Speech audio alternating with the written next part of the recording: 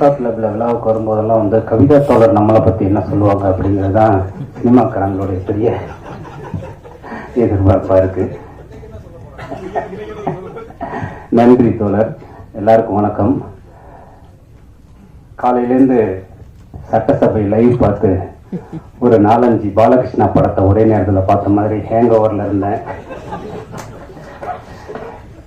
இந்த ஒரு அமைதியான ஹபீபிங்கிற ஒரு அற்புதமான நிகழ்வுக்கு அழைத்து அந்த ஹேங் ஓவரை போக்குனதுக்கு முதல்ல நன்றி.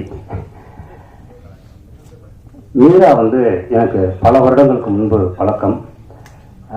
மீரா வந்து எனக்கு எப்படி தெரியும்னா, அடூர் கோபாலகிருஷ்ணனையும் அரவிந்தனையும் பத்மராஜனையும் தோப்பில் பாசிலையும் பேசி கொண்டிருக்கக்கூடிய ஒரு அபூர்வமான சினிமா நண்பனாகத்தான் மீரா வந்து எனக்கு அறிமுகமானார். அவருடைய பேச்சுக்கும் சினிமாவுக்கு நான் அப்படி பேச ஆரம்பித்த பல தோழர்கள் வந்து அவங்களுடைய பேச்சுக்கும் வேலைக்கும் மிகப்பெரிய இடைவெளியை பிற்காலத்தில் நான் உணர்ந்தேன். ஆனால் அன்றைக்கு என்னிடம் பேசிக் கொண்டிருந்த அதே மீராவை இன்று வரைக்கும் நான் அந்த சினிமா துறையில் பார்த்து கொண்டிருப்பதுங்கிறது பெரிய விஷயம். அதை வந்து தன்னுடைய படைப்புகளின் மூலமாக தொடர்ந்து மீரா செய்து கொண்டே இருக்கிறார். ஏன்னா அவருடைய படங்கள் வந்து இதற்கு முந்தைய படங்கள் கமர்ஷியலா பெருசா போலனாலும் அவள் பெயர் தமிழரசி வந்து ஒரு முக்கியமான படம் தமிழ்ல. அது அந்த ஸ்பேஸ்ல பாவைக்கூத்து பின்புலத்தில் சொல்லப்பட்ட ரொம்ப முக்கியமான கதை. அது முழுமையடையாம போயிடுச்சு. அதே மாதிரி தான் இரண்டாவது படமும். அப்படி வந்து தொடர்ந்து அவர் வந்து ஒரு நல்ல சினிமாவுக்கும் வியாபாரத்துக்கும் இடையில கடந்து போராடிட்டே இருக்கிறத வந்து நானும் யுகபாரதி நானும் பார்த்துக்கிட்டே இருப்போம். அந்த அவஸ்தையை வந்து பார்த்துக்கிட்டே இருக்கும்போது, ஏன்னா அந்த அவஸ்தையை நாங்களும் அனுபவித்திருக்கிறோம். அதில் கண்டிப்பா மீரா என்னைக்காவது ஒரு முழுமையான வெற்றியை அடைவார் அப்படிங்கிற எதிர்பார்ப்பை ஹபீபி பூர்த்தி செய்திருக்கிறது. அதற்காக வந்து உங்கள் எல்லோருக்கும் மீராவின் சார்பாக நன்றி. ஏன்னா இந்த படம் வந்து வந்த பிறகு நான் இந்த ஹபீபி பார்த்துட்டு யுகபாரதி எனக்கு ஃபோன் பண்ணி பேசினேன். ரொம்ப நல்லா இருக்குண்ணே, ரொம்ப அற்புதமான ஒரு படைப்பு அப்படின்னு சொல்லிட்டு மீராட்டையும் பேசினேன். எனக்கு வந்து இந்த படத்தோடைய ரிசப்ஷன் எப்படி இருக்குங்கிறது தான் எனக்கு ரொம்ப ஆர்வமாகவும் இருந்தது. அப்போ படம் வந்த 2வது நாள் நான் மீராவுக்கு ஃபோன் பண்ணி விமர்சனங்கள்லாம் ரொம்ப நல்லா வருது மீரா, ரொம்ப சூப்பராக இருக்கு, நீங்கள் ஜெயிச்சிட்டீங்க அப்படின்னு நான் மெசேஜ் பண்ணியிருந்தேன் அவருக்கு. ஸோ எனக்கு ரொம்ப சந்தோஷம். இந்த மாதிரியான ஒரு படத்தை இன்றைய சூழலில் ஊடகங்கள் வந்து கொண்டாடி தீர்த்து இருக்கீங்க. அதுக்கு வந்து என்னுடைய பெரிய நன்றி ஒரு படைப்பாளியாக. ஏன்னா இது ஒரு பெரிய ரெஸ்பான்சிபிலிட்டி. நான் ஹபீபி படத்தை எப்படி பார்க்குறேன்னா, தமிழ் இலக்கியத்தில் வந்து இஸ்லாமியர்களுக்கு வந்து ஒரு மிகப்பெரிய வரலாறு இருக்கு. சீரா புராணத்தில் தொடங்கி தோப்பின் முகமது மீரான் வரைக்கும் ஒரு மிகப்பெரிய வரலாறு இருக்கு. தமிழக அரசியல் வரலாற்றில் இஸ்லாமியர்களுக்கு மிகப்பெரிய பங்கு இருக்கு. ஆனா தமிழ் சினிமாவில் மட்டும் எப்படி அது நடக்காமலே போயிடுச்சு அப்படிங்கிற ஒரு மிகப்பெரிய வருத்தம் வந்து எனக்கு இருக்கும். யுகபாரதி என்ன சொன்ன மாதிரி, ஒன்று இஸ்லாமியர்களை தீவிரவாதிகளாக கறிக்கடை பாய்களாக மட்டுமே நம்ம பார்த்துருக்கோம்.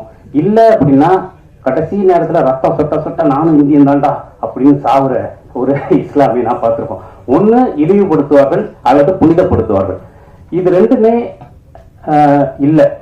உண்மையிலேயே ஒரு தலித் சினிமா இஸ்லாமிய சினிமாங்கிறது என்ன நான் பார்க்குறேன்னா, அரசியல் புரட்சி அவர்களுடைய பிரச்சனை பேசுவதெல்லாம் இல்லை.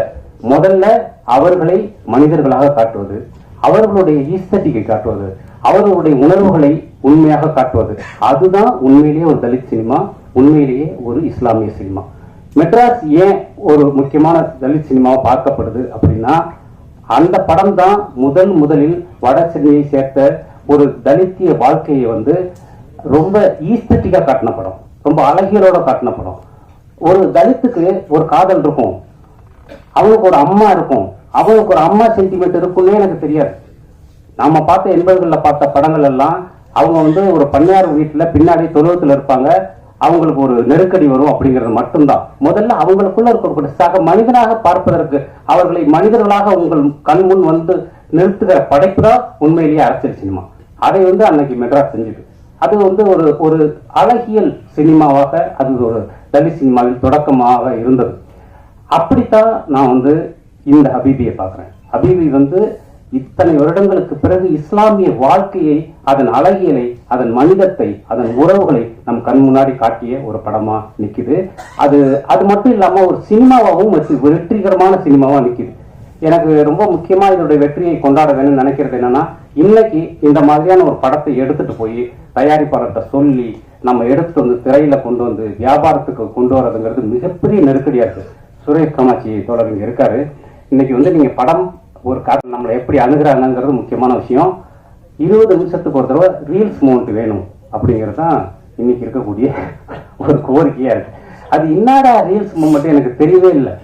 ஆனா எல்லா சினிமாலையும் ஒரு 10 ரீல்ஸ் மூமெண்ட் வேணுங்கிறது இன்னைக்கு ஒரு முக்கியமான ஒரு விஷயமா இருக்கும். இந்த மாதிரியான சினிமால எங்க போய் ரீல்ஸ் மூமெண்ட் வைப்போம்?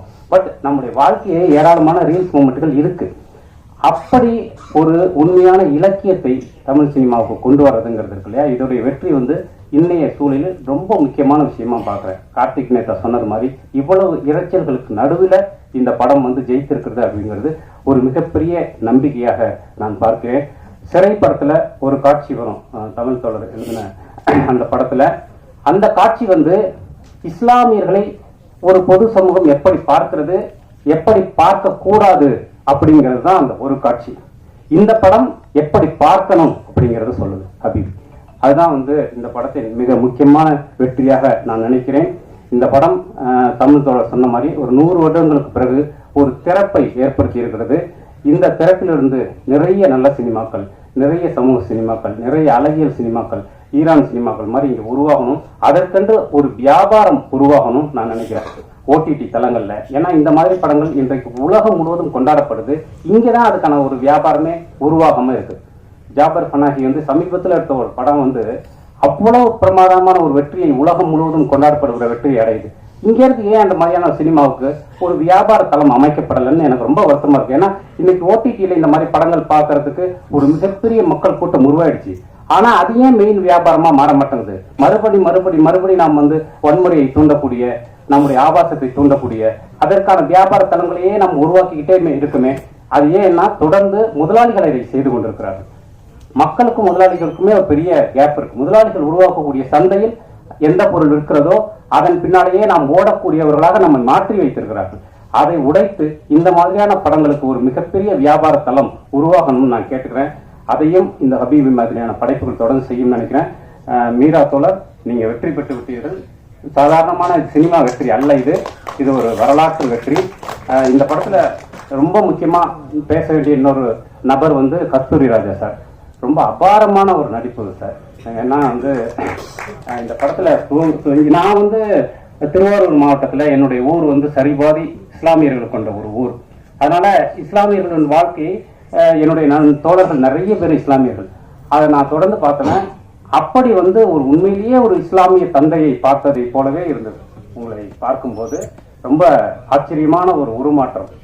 Thank you sir. அது இந்த மாதிரியான ஒரு படைப்புல அவர் சொன்னார் எங்கிட்ட, கஸ்தூரி ராஜா சார் அவ்வளவு அர்ப்பணிப்போட இருந்தாரு அப்படின்னு சொல்லிட்டு. உங்களுக்கும் இந்த படத்தில் நடித்த அத்தனை பேருமே அற்புதமான பங்களிப்பை செய்திருந்தீர்கள். அதனால Meera, love you, thank you so much. இது மாதிரி நிறைய படைப்புகள் கொடுங்க.